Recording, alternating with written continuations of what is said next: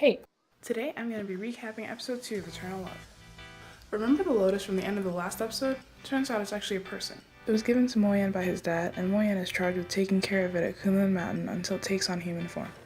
Speaking of Moyen, he's going into seclusion, and he tells his ninth disciple, who we'll call 9 for now because I don't know his name, to keep an eye on Seein while he's gone, because her heavenly ascension could happen at any time, so he doesn't want her running around. Turns out the copy Seein has to write were only to keep her distracted. So great, 30,000 copies of a book to write, a trusted disciple keeping guard. She'll definitely stay at the mountain, right? Nope. Like 12 seconds later, she convinces 9 to go out with her. The Fox King, her dad, will be having his first grandchild soon and she wants to join the festivities.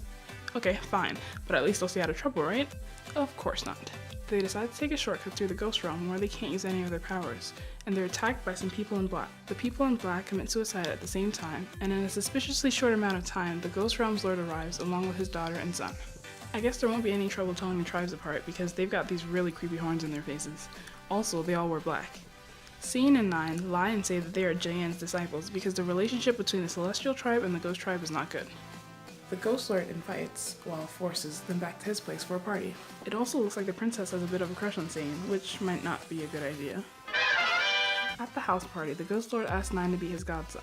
Well, again, by ask, I mean force.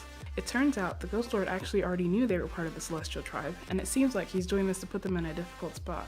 9 doesn't agree to be his godson, so the Ghost Lord has them both thrown in separate dungeons. And cut to easily the most attractive character so far. I mean, those eyes. Oh my. But anyway, he's the Ghost Lord's second son. His red-headed servant child reports that the Ghost King has taken 2 people from Kunlun Mountain, and he pretty much responds, no big deal. Well, actually super big deal. It turns out that the Ghost Lord is actually trying to rebel against the Celestial tribe, who've ruled the world for 300,000 years. When a prince from the Celestial tribe arrives to give the Ghost Lord a gift from the Heavenly Lord, he's turned away. The news gets back to the Heavenly Lord, and he's worried that the Ghost Lord is trying to start a rebellion, which he is. He's also worried because the Ghost Lord has a weapon of mass destruction which was created by Moyen, a bell that can destroy heaven and earth. The Celestial tribe gave it to the Ghost tribe to form an alliance, but if the Ghost tribe rebels, they could use the bell to cause a lot of damage. And honestly, they kinda deserve it. I mean, who creates a bell that can kill everyone and then just hands it over to this clearly evil guy? The heavenly right-hand man, LiJing, suggests a marriage between the Celestial tribe and the Fox tribe. This way, if the Ghost tribe tries to rebel, the Fox clan will be on their side. And because the Fox King has a strong relationship with Jayan, the Phoenix tribe will also be on their side. We also find out that the Heavenly Lord's right-hand man actually was the Heavenly Lord himself, and then when things became peaceful, he gave up his seat to the current Lord, which I guess is why the Heavenly Lord seems to listen to everything he says. Also, I'm not sure if this guy's important, but the camera stayed on him for a super long time, so just in case, he's the Star Lord of Destiny. He controls the fates of mortals, whatever that means. Back at Kunlun Mountain, the brothers are worried because Seein and 9 have not been seen in 8 days. They decide to split up, with half of the brothers guarding the mountain and the other half going out to search. In her dungeon, which is actually pretty nice, Seein receives a messenger bird from the Ghost Princess, telling her to follow it.